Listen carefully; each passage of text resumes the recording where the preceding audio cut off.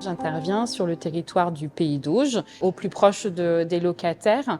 Et dans le cadre de mon activité, je suis amenée à gérer des problématiques sociales, financières, mais aussi à essayer de trouver les meilleures solutions possibles à des nuisances ou des troubles. Et nous faisons face depuis plusieurs temps à des problématiques d'encombrement, de mauvais entretien de logement. On cible étant le syndrome type Diogène, l'incurie.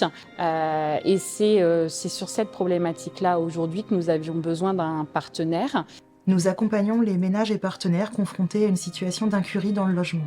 L'incurie est caractérisée par une absence de souci de soi, et la définition qu'a choisi de retenir l'association, c'est un encombrement excessif et pathologique qui rend tout ou partie du logement inaccessible.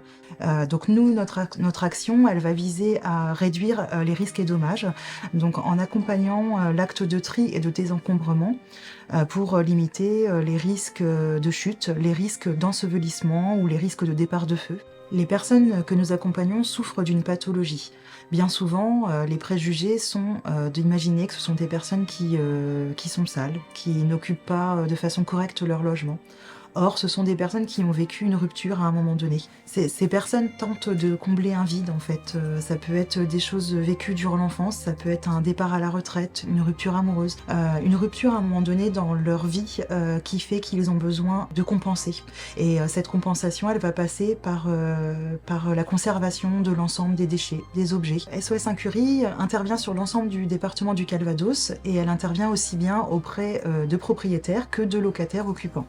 Et donc en fait, nous avons tissé un partenariat étroit avec Partelios, qui donc a été pilote dans la réponse à l'appel au projet FNAVDL. Dans le cadre du projet FNAVDL, nous avons contacté l'association SOS Incurie et avec plusieurs bailleurs du département, nous avons ensemble essayé de construire au mieux la démarche à suivre pour nous épauler, nous, en tant que travailleurs sociaux, mais aussi d'éviter toute rupture avec nos locataires. L'association SOS Incurie ne se substitue pas aux professionnels existants. Elle a vocation, en fait, à proposer une réponse alternative, puisqu'on va faire de l'aller vers. Nous ne viderons jamais l'appartement totalement, ni la maison.